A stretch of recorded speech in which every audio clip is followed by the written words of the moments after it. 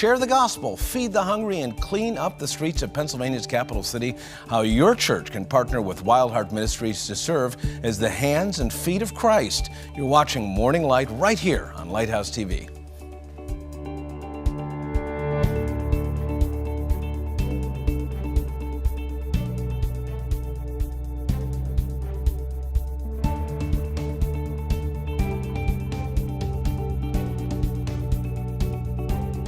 Love the Hill, a central Pennsylvania nonprofit, is building bridges within the community by sharing the gospel in real and practical ways. Joining me is Ben Kuntz, Love the Hill Director for Wild Heart Ministries. Thank you for being with us. Absolutely. Thanks for having us, Deb. Remind us about Wild Heart Ministries. Yeah, so we do sort of three main things at Wild Heart. Those things are the beautification efforts that we have on blighted properties within Allison Hill. We also provide affordable produce to a community that by and large doesn't have access to it. We also provide affordable housing for our neighbors as well.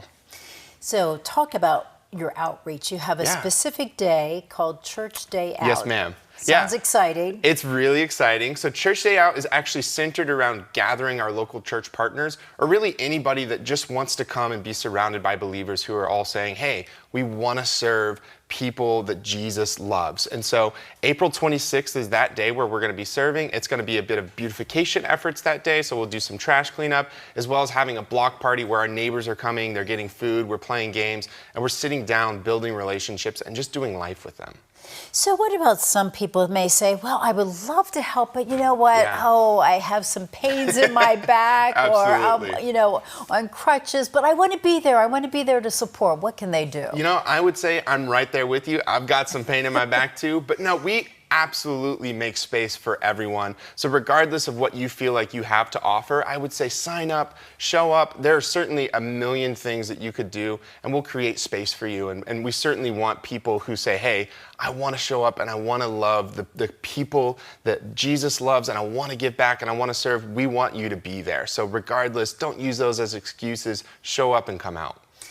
While you're doing this, how will you be spreading the gospel? That's a great question. You know, a lot of our sort of mission, we always say, is building bridges to transform communities. No, we're not an engineering firm. We simply just show up and we do the practical things to love our neighbors. You know, I think a lot of times we do a great job as Christians of telling people that Jesus loves them, but I think we often don't show them how Jesus loves them. And so our simple acts of service have always been centered around the idea of, hey, just in the same way that Jesus comes in and cleans up the gunk in our lives, we want to show up, because the reality is that none of us have any business cleaning up a mess and picking up trash that we didn't put there.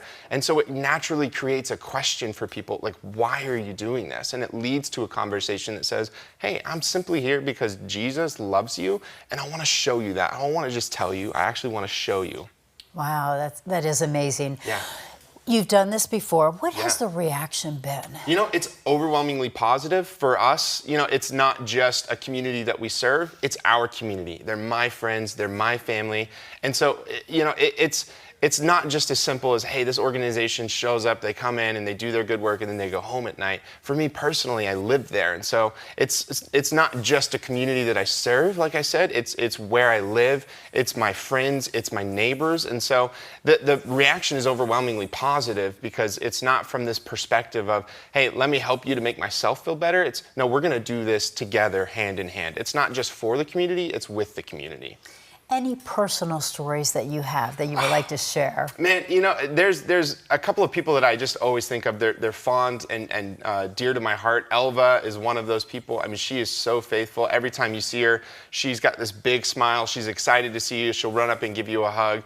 She always wants you to pray with her, and she's the kind of person that's, you know, raising her hand up in the air and praising the Lord right in the middle of the street. And you're like, hey, sometimes this might even feel a little awkward for me, but I love it because it's real and it's authentic. And she's just one of those people that you get out there and you meet and you're like, oh my gosh, she's lived here for the past, 40 years of her life. And she's this beautiful, amazing woman who loves the Lord and simply just loves the people around her. And our community's full of those types of stories and full of those types of people. And that's why I love when people get to come out and have those interactions, because it breaks down those barriers where you're no longer just thinking, hey, all the stories that you hear on the news, but you're seeing the people that actually live in a community and realize, man, Jesus loves them, and they're also really awesome too. Right. And if Elva has lived there for 40 years, I'm sure she has seen the transformation. Absolutely. Absolutely. You know, that transformation taking place really is beyond, you know, I've personally been there for about 9 years now.